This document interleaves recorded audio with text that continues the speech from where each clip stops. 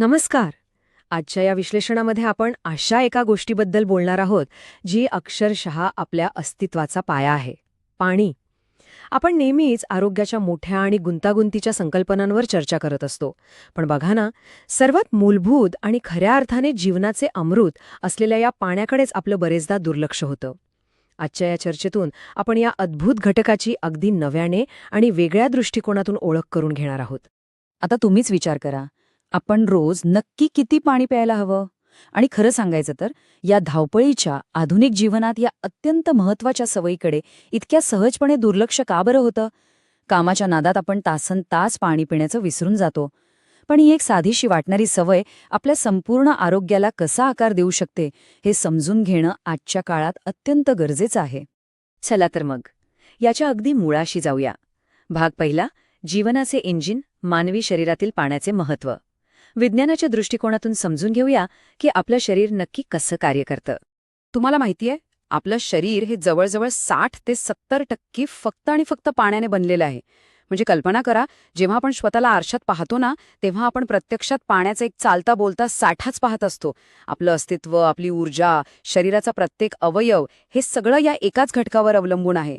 शरीरातील जे उर्वरित 35% घटक आहेत ना, त्यांनाही योग्यरित्या काम करण्यासाठी या 65% पाण्याची नितांत आवश्यकता असतेच असते. मग हे पाणी आपल्या शरीरात नक्की करतं तरी काय? सोप्या भाषेत सांगायचं तर ते आपल्या शरीराच्या इंजिनासाठी इंधनाचं काम करतं. डोक्यापासून ते पायापर्यंत रक्ताभिसरण सुरळीत ठेवणं असो, आपण खाल्लेल्या अन्नाचं योग्य पचन असो, कडक उन्हाळ्यात किंवा कडाक्याच्या थंडीत शरीराचं तापमान नियंत्रित ठेवणं असो, आणि अगदी सूक्ष्म पातळीवरील पेशींचं काम असो, हे सगळं केवळ आणि केवळ पाण्यामुळेच शक्य होतं.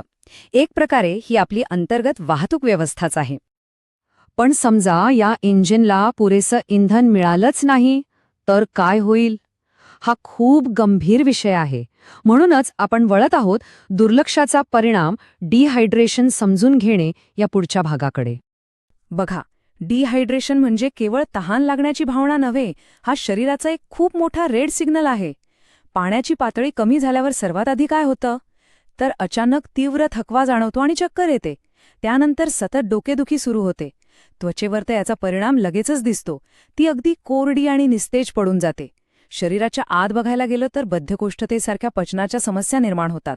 आणि सर्वात भयानक म्हणजे आपल्या किडनीवर प्रचंड ताण येतो, ज्यामुळे भविष्यात किडनी स्टोन होण्याचा धोका कित्येक पटींनी वाढतो. हा असा एक साखळी परिणाम आहे जो शरीराच्या प्रत्येक भागाला आतून डॅमेज करतो. आता यापुढची माहिती खरंच खूप रंजक आणि सकारात्मक आहे. आपण पाहूया चैतन्य परत मिळवणे, योग्य हायड्रेशनची ताकद. योग्य हायड्रेशनच्या मदतीने आपण आपलं हरवलेलं चैतन्य आणि ऊर्जा कशी परत मिळवू शकतो ते बघाच. हा फरक पहा. डावीकडे आहे ते डिहायड्रेट झालेलं शरीर, जे सतत थकवा, पचनाचे आजार आणि किडनीच्या समस्यांशी झुंजत असतं. पण दुसरीकडे बघा, उजवीकडे बघा, एक पूर्णपणे हायड्रेट झालेलं शरीर. इथे शरीराला मिळते भरपूर ऊर्जा, चेहऱ्यावर एक नैसर्गिक तजेला आणि एकदम चमकणारी त्वचा. आणि हो, एवढंच नाही हं, योग्य प्रमाणात पाणी प्यायल्याने भूकही नियंत्रित राहते, ज्यामुळे वजन आटोक्यात ठेवायला खूप मोठी मदत होते. हा बदल खरोखरच मॅजिकसारखा आहे. हे सगळे फायदे ऐकल्यावर साहजिकच मनात येतं की मग ही सवय लावून कशी घ्यायची? माहिती असणं आणि ती प्रत्यक्षात रोजच्या जीवनात अंमलात आणणं यात खूप फरक आहे ना. म्हणूनच पाहूया, सवय लावणे किती आणि कसे प्यावे हा अत्यंत प्रॅक्टिकल भाग आहे. हा आकडा कायम लक्षात ठेवा. 8 ते 10 ग्लास. एका सामान्य माणसाला दररोज किमान 8 ते 10 ग्लास म्हणजे साधारणपणे 2 ते 3 लिटर पाण्याची गरज असतेच. अर्थात जर उन्हाळ्याचे दिवस असतील किंवा तुम्ही खूप व्यायाम करत असाल तर शरीराला जास्त पाण्याची गरज असते. तसंच लहान मुलं, वयस्कर व्यक्ती आणि गरोदर महिलांसाठी हे प्रमाण त्यांच्या गरजेनुसार बदलू शकतं. पण हो, 2 ते 3 लिटर हा एक उत्तम आणि आवश्यक असा बेसलाईन टार्गेट आहे बरं का.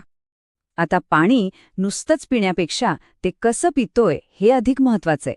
पहिली गोष्ट, सकाळी उठल्याबरोबर अगदी रिकाम्या पोटी 1 ग्लास पाणी प्या. याने तुमच्या शरीराचे इंजिन एकदम फ्रेश स्टार्ट होतं. दुसरी गोष्ट, पाणी गटागट एकाच दमात पिण्याऐवजी दिवसभर थोडं थोडं, अगदी घोट घोट करून प्या. तिसरं, जेवणाआधी थोडं पाणी प्यायल्याने पचनक्रिया छान सुधारण्यास मदत होते. आणि चौथी आणि सगळ्यात महत्त्वाची गोष्ट, या प्लास्टिकच्या बाटल्या कृपया टाळा. त्याऐवजी आपल्या पारंपरिक ज्ञानाचा वापर करा आणि तांब्याची किंवा स्टीलची भांडी वापरा. हे फक्त पर्यावरणासाठीच नाही, तर तुमच्या आरोग्यासाठी तर ते अगदी वरदानच आहे. आणि हे आपल्याला एका महत्त्वाच्या मुद्द्यावर घेऊन येतं. आपण आता बघूया गैरसमज दूर करणे. हायड्रेशन, मिथक विरुद्ध तथ्य. पाणी पिण्याबाबत लोकांमध्ये अनेक गैरसमज पसरलेले आहेत. ते क्लिअर करणं गरजेचं आहे. यातला सर्वात मोठा गैरसमज म्हणजे जेवढं जास्त पाणी प्याल तेवढं जास्त आरोग्य चांगलं राहील. पण हे पूर्णपणे चुकीचं आहे बरं का. तथ्य असे आहे की प्रमाणापेक्षा खूप जास्त पाणी प्यायल्याने ओव्हर हायड्रेशन होऊ शकतं.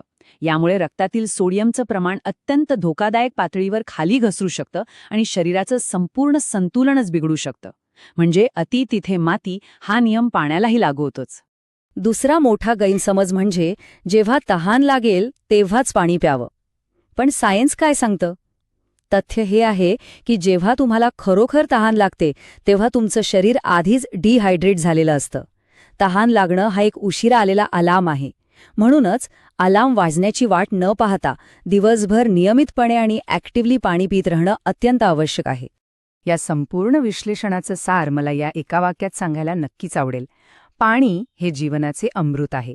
योग्य प्रमाणात आणि योग्य पद्धतीने पाणी पिणे हे आरोग्याचे सर्वात सोपे आणि प्रभावी रहस्य आहे. खरं आहे ना?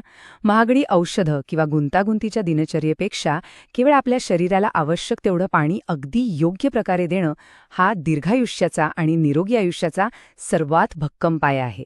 तर आज जाता जाता स्वतःला हा प्रश्न नक्की विचारा. माझ्या शरीराच्या इंजिनला आज मी पुरेसं इंधन दिलंय का? शरीराला आज आवश्यक असलेलं पाणी मिळालंय का?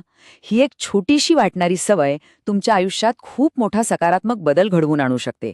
जर तुम्हाला ही माहिती उपयुक्त वाटली असेल आणि असेच महत्त्वपूर्ण विषय सोप्या भाषेत समजून घ्यायचे असतील तर खाली दिलेलं बटन नक्की दाबा. सबस्क्राईब करा, लाईक करा आणि शेअर करा माझ्या चॅनलला.